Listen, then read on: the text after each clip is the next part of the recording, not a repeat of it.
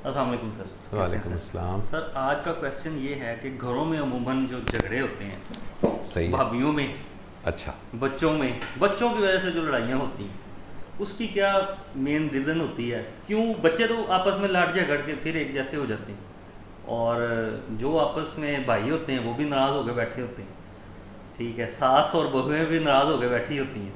सही है। और सबसे बड़ा, दोनों, आप जिसे कहने हैं कि देवर भाभी, वो भी नाराज़। और आपका मतलब है कि जो घरों में जो लड़ाई है। अच्छा, आपका जवाब देने से पहले ना मैंने कुछ दोस्तों से वादा किया था। एक यूट्यूब का चैनल है फ्री कुरान एजुकेशन, और गालबन दुनिया में ये सबसे बड़ा चैनल है कि जिसमें एनिमेशन के ज़रिए बच्चों को और बड़ों को कुरान की तालीम दी जाती है, और ये फ्री है बिल्कुल। फ्री? हाँ, फ्री कुरान एजुकेशन। तो आप लिखेंगे फ्री कुरान एजुकेशन। तो मेरे दोस्तों ने मुझे कहा था कि इसका ज़रूर जिक्र कीजिएगा, और वो इसलिए कि इसके ज़रिए से कुरान घर घर इंशाल्लाह पहुँचेगा। तो वो आपके सवाल का जवाब देने के से पहले मैं चाहता था कि मैं दोस्तों के साथ ये बात शेयर कर लूँ। अच्छा, आपका जो सवाल है जिसको मैं समझाऊँ वो ये है कि जो डोमेस्टिक लड़ाइयाँ होती हैं घरों के अंदर, लड़ाई तो नहीं कहना चाहिए, एक डिफरेंस ऑफ ओपिनियन होती है, झगड़े होते हैं, वो कंबाइंड फैमिली की वजह से, जिसमें 3-4 भाई इकट्ठे रहते हैं, फिर उनकी बेगमें होती हैं और बच्चे आपस में लड़ते हैं, फिर छोटी सी बात के ऊपर एक तनाज़ा हो जाता है, फिर वो काफ़ी सारे डिफरेंसेस हो जाते हैं। इनकी वजूहात तो वही हैं जो कि किसी बाहर दफ्तर में लड़ाई की वजूहात हैं, या किसी भी और बाहर मोहल्ले में लड़ाई की वजूहात हैं। लेकिन अगर हम इसको गौर से देखें तो हर शख्स की अपनी इनसिक्योरिटीज़ होती हैं, हर बंदे की अपनी शॉर्ट कमिंग्स होती हैं। अच्छा, जब 3 ख़ानदान इकट्ठे रह रहे हैं और हमने उसको एक तरह से मसनूई तौर पर एक ख़ानदान बनाया हुआ है, क्योंकि जब एक बंदे की शादी हो जाती है ना तो उसका एक अपना एक डोमेन बन जाता है छोटा सा, तो हम इन तमाम सब डोमेन्स को इकट्ठा करके हमने एक बड़ा डोमेन किया।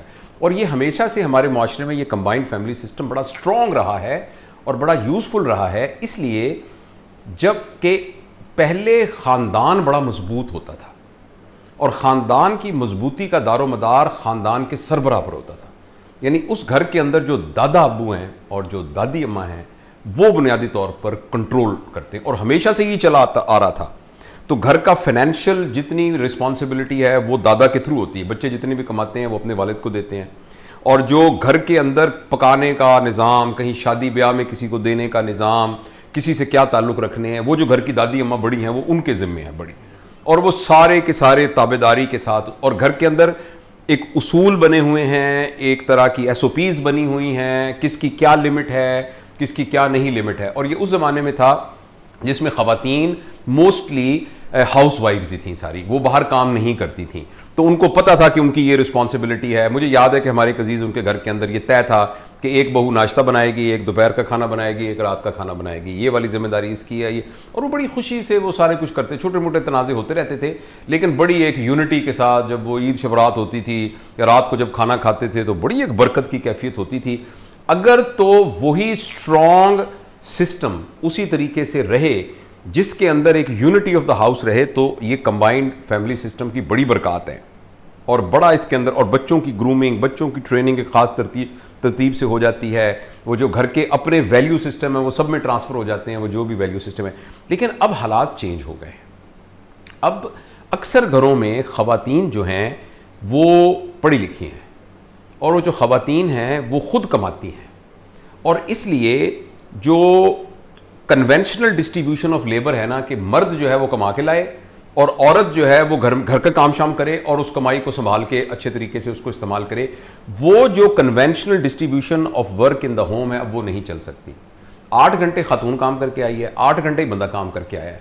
अब बंदा ये तवक्को करे कि मैं लेट जाऊँ और कोई मेरी टांगें दबाए, और ख़ातून ये तवक्को क्यों ना करे, भाई वो भी तो 8 घंटे काम करके आई है। तो इसलिए ऐसे घरों में मुलाजमों की ज़रूरत होती है।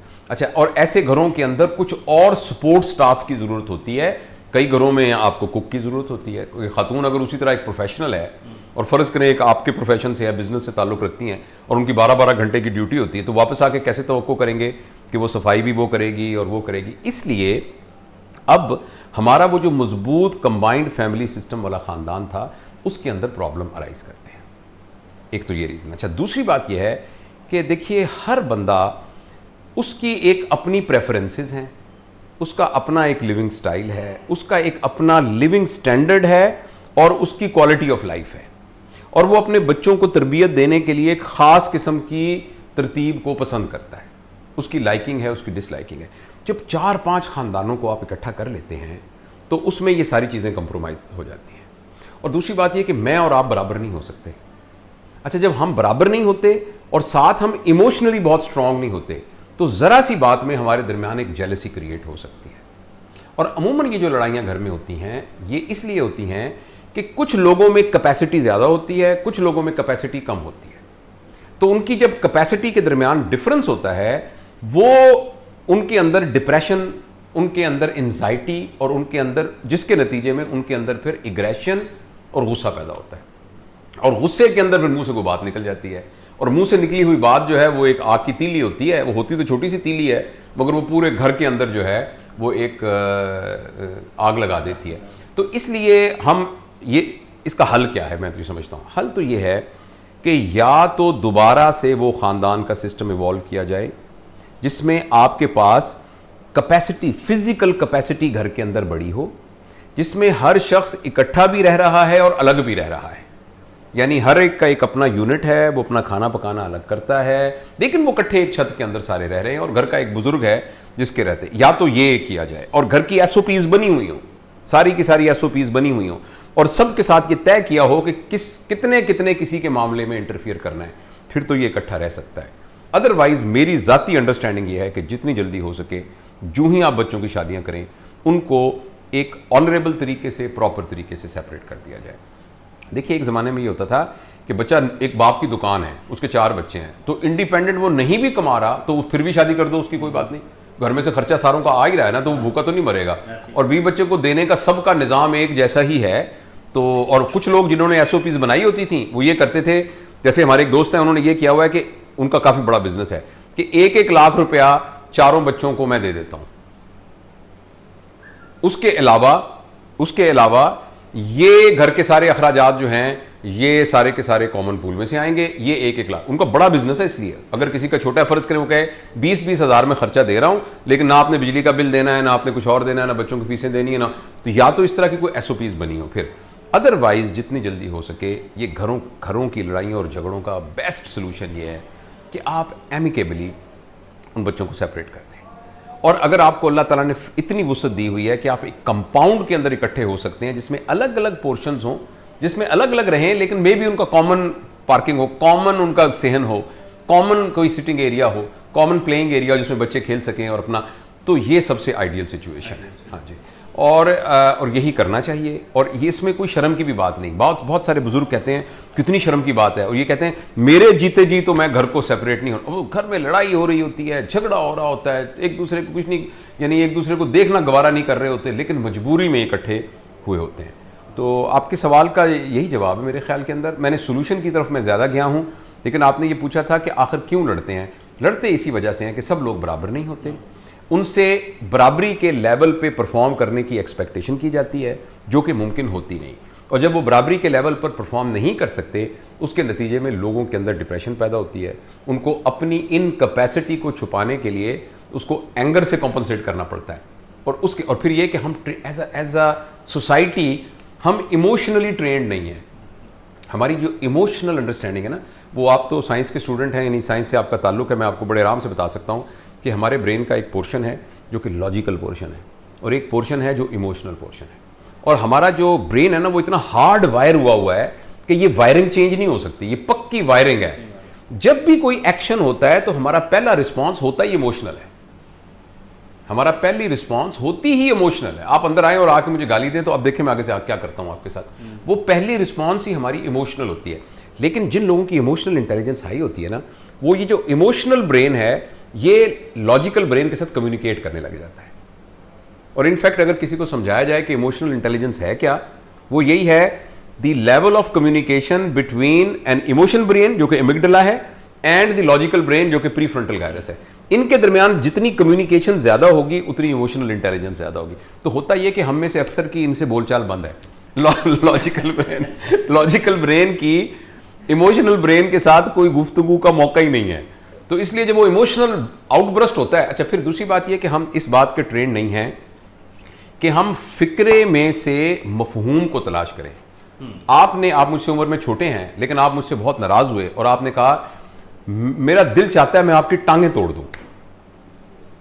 अच्छा, अब यह है कि असल में आपने कभी जिंदगी में किसी की टांगें नहीं तोड़ी, ना आपको तोड़नी आती हैं, ना आपकी नीयत थी मुझे तोड़ने की, ना आपने मेरी टांगें तोड़नी थी। असल में आप ये कह रहे थे कि मैं इतना बेबस हो गया हूं कि मुझे समझ नहीं आ रहा मैं क्या करूं, मैं आपसे इतना नाराज हूं, आप ये कह रहे हैं। अच्छा, मैंने उसमें से ये समझा है कि ये अब मेरी टांगें तोड़ने लगा है, और आज से 50 साल के बाद भी जब नजर आएंगे ना, तो मैं कहूंगा ये जो नजर आ रहा है ना बंदा, ये था जिसने कहा था मैं तुम्हारी टांगें तोड़ूंगा, हालांकि आपका ये मतलब नहीं था।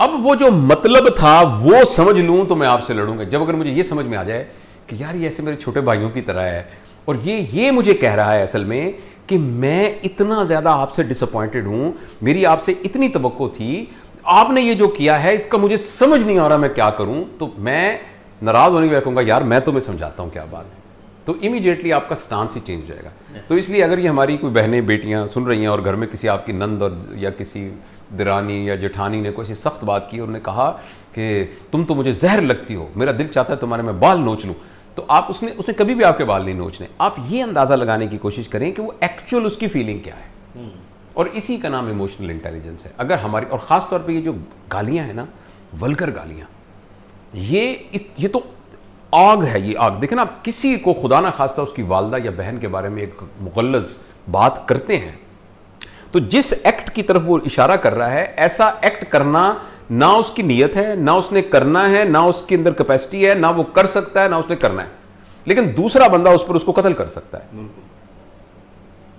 दूसरा उसको कर सकता है। लेकिन इमोशनली हमें इतने स्टेबल होना चाहिए कि हम ये देख लें कि जो बात कह रहा है इसके अंदर वो कहना वो क्या, उसके पीछे बैकग्राउंड में क्या अपनी बेबसी कैपेसिटी क्या, हाँ, उसके इमोशंस क्या हैं, उसकी फीलिंग्स क्या हैं, उसके ख्यालात क्या हैं। तो ऐसा करने से झगड़े दूर हो जाते हैं। तो ये तो आम जिंदगी के लिए भी एप्लीकेबल है, सिर्फ घरों के लिए नहीं है, लेकिन बेहतर यही है कि लोग ऑटोनॉमी में रहे। मेरे बच्चे हैं ना, मेरा दिल चाहेगा कि मैं वो मेरे जिगर के टुकड़े मेरे साथ वो सब रहें, लेकिन वो अपनी ऑटोनॉमी में रहें, वो अपने उसके खुद हों, अपने पैरों पे खुद खड़े हों। तो ये मेरा ख्याल है, टूटा फूटा यही जवाब है जो मेरे समझ में। Thank you. नहीं sir, thank you very much. Thank you.